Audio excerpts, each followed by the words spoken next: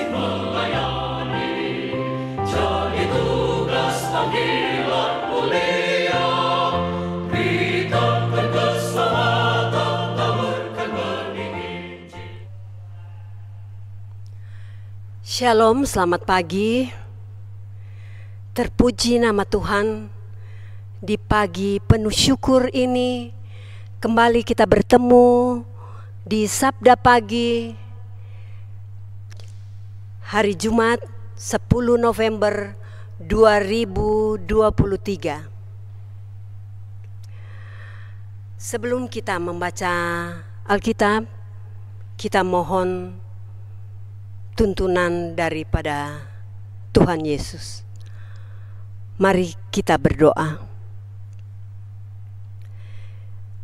Ya Tuhan Bapa di sorga, terima kasih atas penyertaan dan berkat-Mu bagi kami di pagi hari ini. Kami boleh mengikuti acara Sabda Pagi ini melalui tuntunan dan penyertaan-Mu Tuhan. Tuhan tolong selalu memimpin kami dan memberkati kami di dalam kami berkata-kata hanya dengan memuliakan nama Tuhan. Terima kasih Tuhan Yesus. Terima kasih. Haleluya. Amin.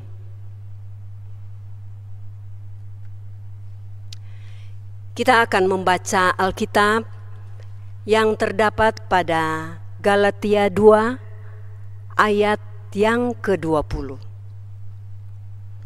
yang berbunyi demikian. Namun aku hidup, tetapi bukan lagi aku sendiri yang hidup, melainkan Kristus yang hidup di dalam aku. Dan hidupku yang kuhidupi sekarang di dalam daging adalah hidup oleh iman dalam Anak Allah yang telah mengasihi aku dan menyerahkan dirinya untuk aku. Demikian pembacaan Alkitab di pagi hari ini. Kita dalam perenungan ini kita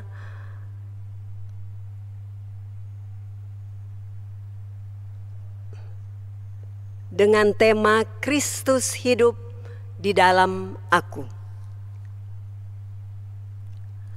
Saudara-saudara yang dikasihi dan diberkati Tuhan Yesus, Paulus sebelumnya bernama Saulus. Dalam kehidupan lamanya, ia menjadi seorang yang mengandalkan hukum Taurat sebagai satu-satunya alat ukuran kebenaran. Paulus tidak segan-segan membunuh orang-orang Yahudi yang tidak hidup menurut hukum Taurat. Namun semua berubah ketika Paulus melakukan perjalanan ke Damsyik. Terdapat pada Kisah Rasul 9 ayat 3. Perubahan yang luar biasa terjadi pada dirinya ketika ia berjumpa dengan Yesus Kristus. Dalam kehidupan lamanya, ia mengandalkan hukum Taurat sebagai jalan keselamatan. Namun dalam kehidupan barunya, ia yakin bahwa keselamatan diperoleh hanya karena iman kepada Yesus Kristus dan melakukan ajarannya. Saudara-saudara yang dikasihi dan diberkati Tuhan Yesus, ada sebuah syair lagu yang berkata, hidupku bukannya aku lagi, tapi Kristus di dalam aku. Klik 158 adalah kutipan dari Galatia 2 ayat 20. Paulus menyadari bahwa kasih Yesus Kristus sungguh teramat besar bagi dirinya.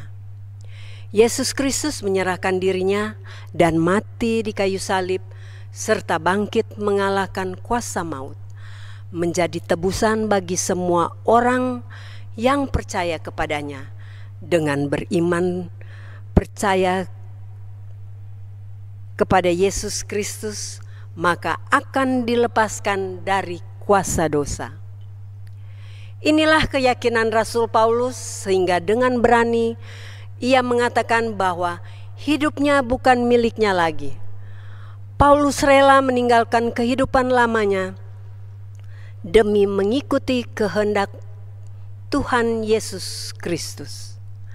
Saudara-saudara yang dikasihi dan diberkati Tuhan Yesus, firman hari ini mengingatkan kita sebagai keluarga Kristen bahwa hidup ini bukan milik kita lagi, karena sudah dibeli dan dibayar lunas oleh Yesus Kristus dengan darah yang mahal yang tertumpah di atas kayu salib.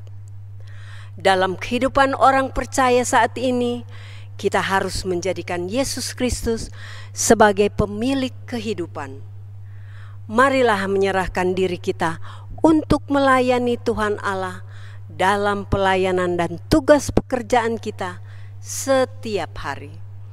Jadikanlah Yesus Kristus sebagai satu-satunya penuntun hidup, agar kasih-Nya terus dinyatakan dalam kehidupan kita. Sebagai orang percaya, kita diingatkan untuk menjalani kehidupan menurut kehendak Yesus Kristus, bukan menurut kemauan kita sendiri.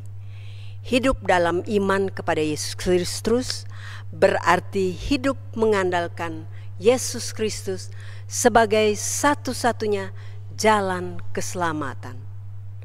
Amin. Kita akan tutup dengan doa.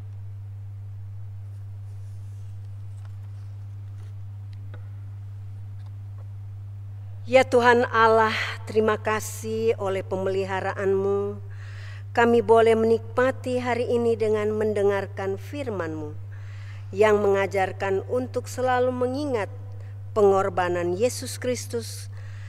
Kami bermohon, kiranya kami selalu dimampukan untuk menyatakan kasih-Mu kepada semua orang. Amin.